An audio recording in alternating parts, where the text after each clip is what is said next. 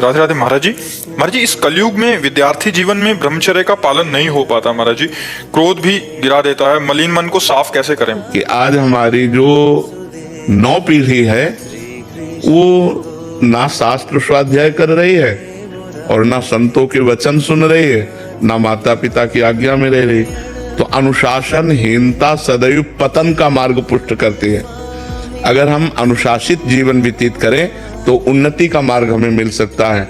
माता पिता का अनुशासन, शास्त्र का अनुशासन, संत गुरुदेव का अनुशासन, तो हम आगे बढ़ सकते हैं। तो पहले क्या था कि नवीन बच्चों को परिवार से अलग करके गुरुकुल में रखा जाता था, जिससे वहां उनको ब्रह्मचर्य की त्रिकाल संध्या, भगवत आराधना, वैदिक सिद्धांत, मनुष्य जीवन की उन्नति के क्या क्या लक्षण होने चाहिए, अवनति किन किन कारणों से होती है, वो सब ज्ञान होता था। अब अध्यात्म की तो शिक्षा हो ही नहीं रही है, आधुनिक शिक्षा ही हो रही है। आधुनिक शिक्षा में इतनी क्षमता नहीं है कि वो हमारे मन को रोक सके।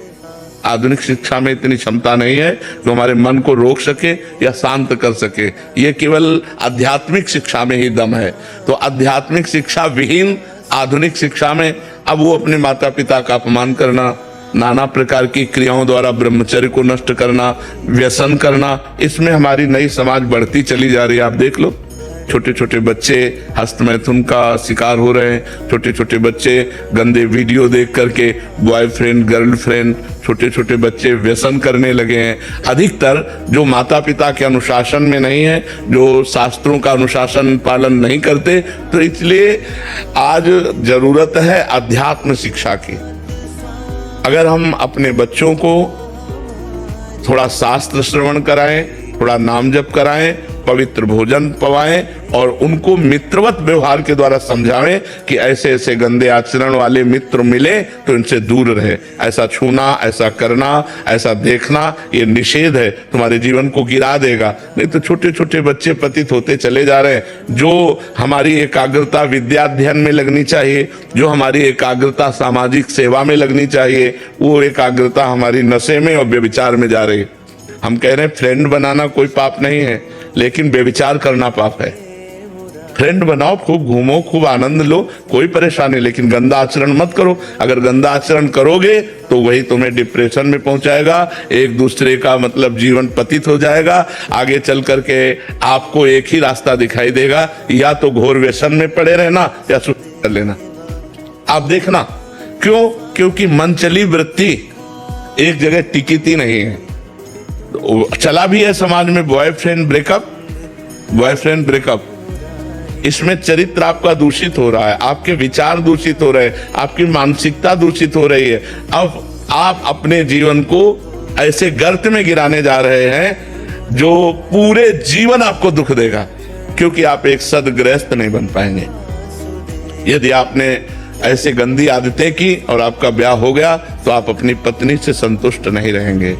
आप एक पत्नी व्रत धारण नहीं कर पाएंगे, आप एक पति व्रत धारण नहीं कर पाएंगे। तो आपका न्यू जो जीवन का उत्थान करने की थी, आपने उसी को नष्ट कर दिया।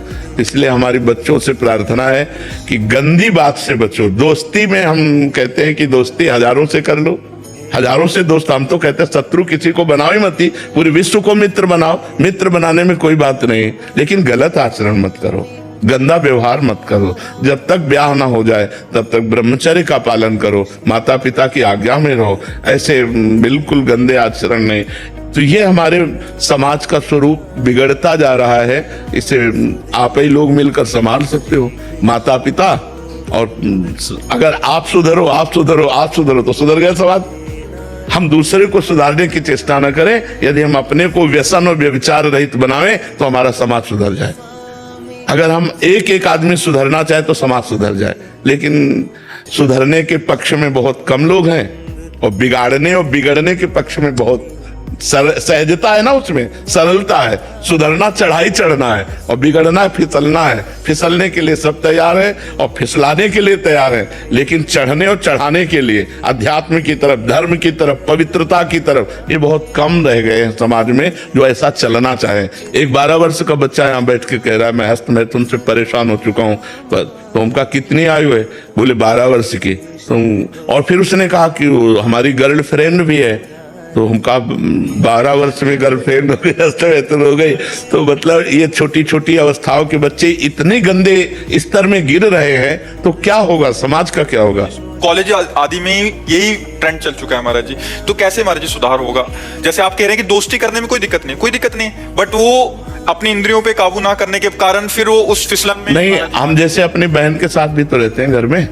मित्रता रखना कोई पाप नहीं, कोई दोष नहीं है, लेकिन मित्रता रख करके कुपंथ में चले जाना, कुमार्ग में चले जाना, ऐसी हरकतें कर देना जिससे जीवन बर्बाद हो जाए, तो हमें लगता है इस पर सुधार होना चाहिए। बच्चों को अपने जीवन को पवित्र रखना चाहिए जब तक पाणी ग्रहण ना हो जाए, जब तक माता पिता सुव्यवस्थित जगह ब्याह ना कर दें तब तक। देखो, जो ये बच्चे एक दूसरे को भगा ले जाने वाली वृत्ति रखते हैं ना, वो बहुत दुख पाते हैं।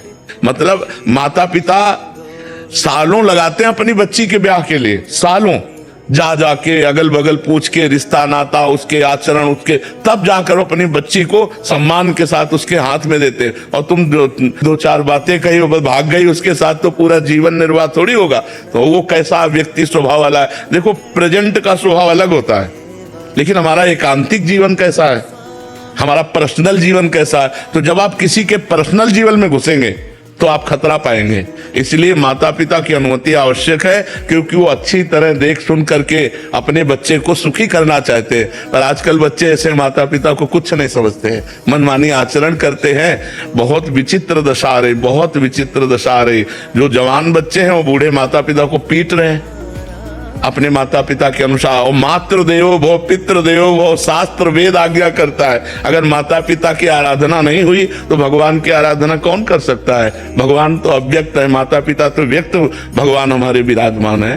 तो इसलिए समाज को आध्यात्मिक शास्त्रों का स्वाध्याय करना चाहिए, आध्यात्मिक संतों की वाणी सुननी चाहिए और उसके अनुसार अपने आचरण बनाने चाहिए। हरे कृष्ण महाराज जी, हमारे संतों की निंदा हो रही है तो क्या करना चाहिए? कान में अंगुली डाल लेनी चाहिए, क्योंकि अपने अपने चश्मे हैं। जिस चश्मे को हम हरा चढ़ाएंगे तो संसार हमें हरा दिखाई देगा, लाल चढ़ाएंगे तो लाल दिखाई देगा। अब संतों के भाव को समझ पाना, स्थिति को समझ पाना तो संत ही है। तो संत तो सब है नहीं, तो जिसकी जैसी दृष्टि है वैसे ही तो दर्शन करेगा, और जैसा दर्शन करेगा वैसा वर्णन करेगा। जाकी रही भावना जैसी, प्रभु मूर्ति देखी तिन तैसी। तो हमें चाहिए जहां संत निंदा हो रही हो वहां कान में अंगुली डाल करके चले जाना चाहिए। रिश्तेदार अगर कर रहे हैं तो नहीं, बिल्कुल लड़ाई नहीं करनी चाहिए। सत्संगी को ऐसा होना चाहिए कि जैसे किसी की निंदा कर रहे हैं तो कान में अंगुली डाले चल दे, पागल आदमी है। अगर आप लड़ाई किए तो आप में और उसमें अंतर क्या रह गया? वो निंदा कर रहा है, आप उसे मार रहे हैं, तो बात तो हो गई एक ही। वो निंदा कर रहा है, आप क्रोध कर रहे हैं, तो दोनों दोषी हो गए। वो निंदा कर रहा है, आप कान में अंगुली डालिए और वहां से चल दीजिए। वो उसकी मति है। सुनने से हमारा मन दुखी होगा, इसलिए हम सुनेंगे नहीं।